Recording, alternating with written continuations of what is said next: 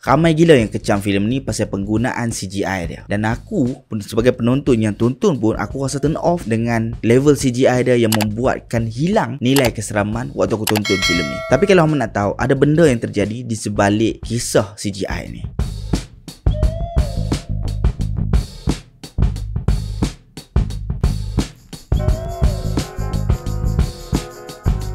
Assalamualaikum dan selamat datang ke YouTube channel Mak Don. Sekali lagi dengan aku Mak Don. Terima kasih kepada subscriber lama dan selamat datang kepada subscriber baru. Filem Sumpahan Jurunai arahan Jason Chong yang ditulis oleh Jason Chong, Skyko dan Sophia J. Ryland telah pun mula ditayangkan di Pawagam pada 27 Julai lalu. Filem ni berdasarkan tentang adat pengebumian golongan bangsawan yang berlaku sekitar abad ke-13 di Sarawak. Kisah dia pasal satu tim ekspedisi yang diketuai oleh Dr. Sani dan pasukan dia masuk ke dalam sebuah kawasan pendalaman untuk merungkai misteri di sebalik Jurunai. Tapi pada masa yang sama, mereka sebenarnya nak cari tim ekspedisi yang mai sebelum tu dan dikatakan hilang. So bila mereka masuk tempat tu, macam-macam lah perkara berlaku. Mereka mula dikacau, mereka masuk, mereka langgar pantai larang, buat sesuatu yang akhirnya orang kata membangkitkan amarah roh dekat tempat tu kan. So adalah bala petaka yang terjadi dekat mereka. Apa yang aku suka pasal filem ni, of course lah ada yang aku suka kan. Bukan, filem ni bukanlah yang level yang macam orang doboh dekat social media tu yang memang tak berbaloi untuk tonton ke ataupun tak best langsung ke. Ada benda, ada nilai yang kita boleh angkat, yang kita boleh ambil daripada filem ni. Sebagai contoh, lakonan para pelakon. Aku rasa lakonan para pelakon dalam filem ni lah salah satu benda yang berjaya tambat aku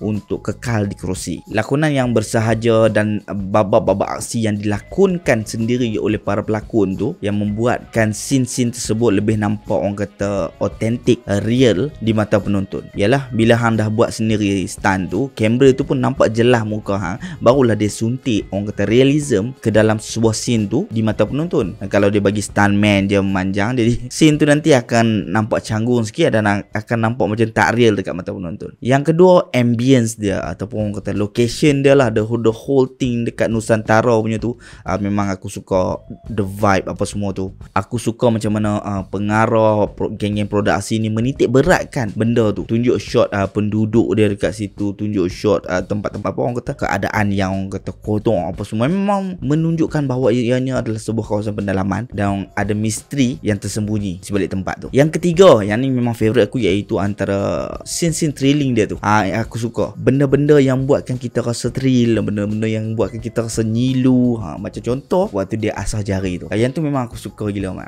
Aku rasa macam macam mana nak create an inch dalam diri penonton. Faham tak? Waktu tengah-tengah sembunyi tiba-tiba paha kena cucuk dengan paku. Yang tu benda-benda macam tu aku suka macam mana dia buat penonton rasa macam terkesan gila bila tonton sebuah watak yang macam tu. How Dayan Trisha tenggelam dalam orang tu lumpur atau apa semua, lepas tu bangun terpaksa berpaut pula dekat bangkai lembu ke rebau ke, aku tak pasti. Scene-scene macam tu yang memang geli kotor, yang melambangkan lah orang kata the whole story. Aku suka gila that kind of scene tu, aku suka. Dan aku rasa sebenarnya ada banyak lagi babak-babak yang orang kata nak capai ke arah tu ataupun nak yang seakan-akan macam tu tapi dihancurkan oleh CGI yang buruk. Itulah apa yang aku suka. Ketiga benda tu yang aku rasa dia macam aku cakap berjaya buat orang tahu menambat aku untuk aku duduk kat kerusi tu daripada aku keluar awal dan biarkan cerita tu berjalan. Dan aku ada nampak ada dekat TikTok kot, sorry aku lupa, ada mamat tu kata depa keluar awal dengan dia punya pasangan dan dia bagi rating. Bila hang keluar awal, hang tak payah bagi rating mak. Hang keluar awal hang cakap aku tak tahu aku keluar awal. Bila aku tak suka sebuah cerita, lepas tu member aku tanya, aku kata tak ada, aku keluar awal. So aku tak tahu apa jadi. Mungkin lepas tu seronok ke, mungkin first half tu mengarut, lepas tu second half seronok ke, kita tak tahu kan. Dan hang pula aku tak tahu hang keluar waktu bila. Tapi untuk hang buat video, hang marah kat CGI sebenarnya kan. Lepas tu hang marah dekat orang yang bising, so dia bercampur bau apa semua, so hang keluar. Kalau hang nak kata hang tak suka kan dengan ada beberapa benda, tak apalah, highlight kan lah kan. Tapi bila dah siap bagi rating apa semua ni, aku rasa it's not fair for a film, for any film actually, untuk kita buat macam tu.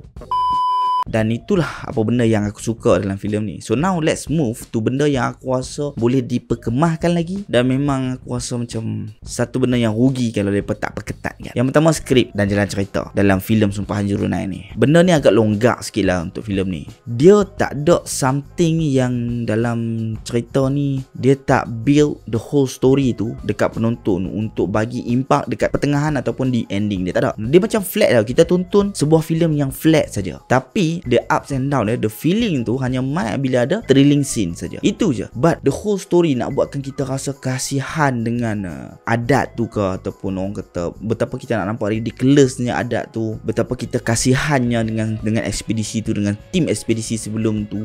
The whole thing tak ditulis dengan begitu elok. Sebab tu aku rasa waktu aku tonton tu, aku tonton sebuah cerita yang sangat flat. The emotion just come lepas ada thrilling punya scene. Seram punya scene pun hilang sebab CGI. Yang kedua, character development. Yang ni pun agak longgar jugalah. Watak Ukasha, watak Dr. Sunny, watak KK yang turns out dia merupakan, you know, kalau siapa yang tak tonton lagi spoiler pula. Siapa seorang betul-betul review tu kan? Cokor baik lah watak KK yang jahat tu. So character punya development tu agak longgar. Macam contoh Dr. Sunny dan isteri dia yang nak mai cari isteri dia. Dia punya relationship antara mereka dua tu tak ditulis dengan begitu elok. The character punya motivation dalam mencari apa yang terjadi dekat dia dengan isteri sebelum tu, adakah something terjadi yang buatkan dia memang betul-betul nak cari isteri dia, payah join sekali masuk untuk cari isteri dia. Tak ada. Dan Ukasha punya relationship dengan tim sebelum tu, dia kata itu adalah tanggungjawab dia, tapi tanggungjawab apa? The character tu sendiri macam lost dalam segi skrip juga. Longgar.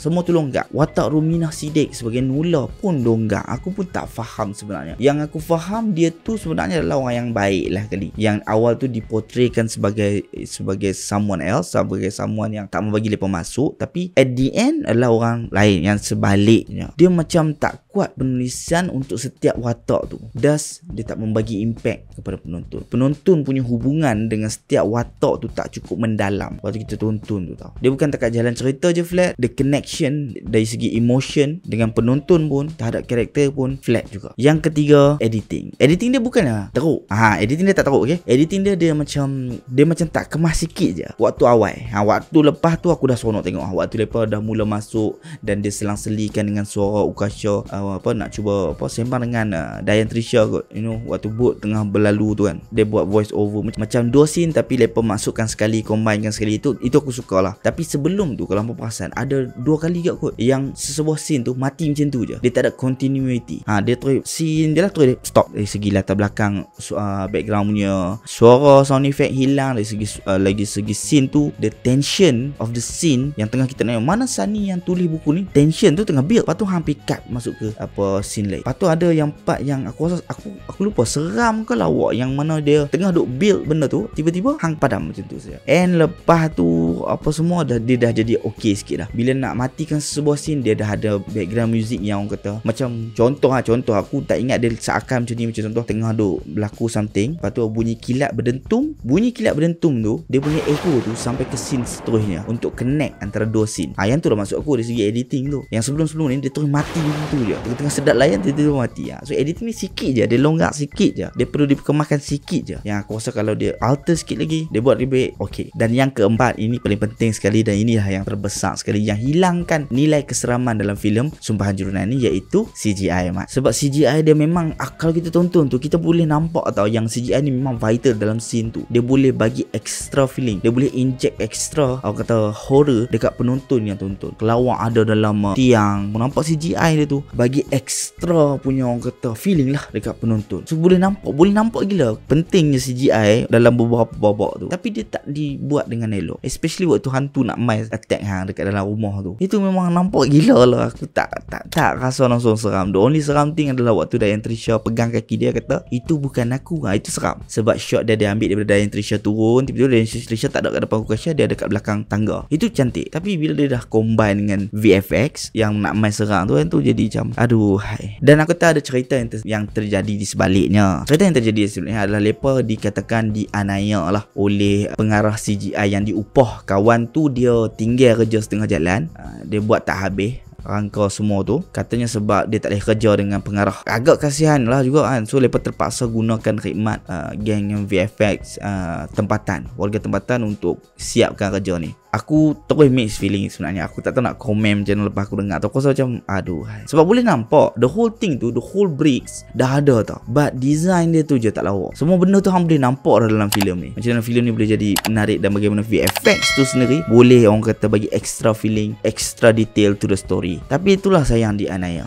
Tapi the whole thing tentang filem ni macam yang aku cakap tadi, dia dah ada semua dah batu-bata tentang filem ni, whole ingredients. Cuma nak siapkan tu dia ambil daripada satu design yang tak kemah dan buruk. So bila dah terjadi tu dia jadi macam tu. Yalah, bagi hampa yang dah tonton pula macam mana? Adakah hampa rasa macam filem ni okey je? Sebab aku baca ada je yang okey tonton, tak ada masalah pun, VFX tu macam boleh faham je kan. Dan ada yang memang marah gila pasal VFX dan marah terus cerita ni. So macam mana bagi hampa rata-rata? Cuba share pandangan hampa. Drop down your comment, share your thoughts. Kita jumpa lagi next video. Thank you for watching. Bye bye.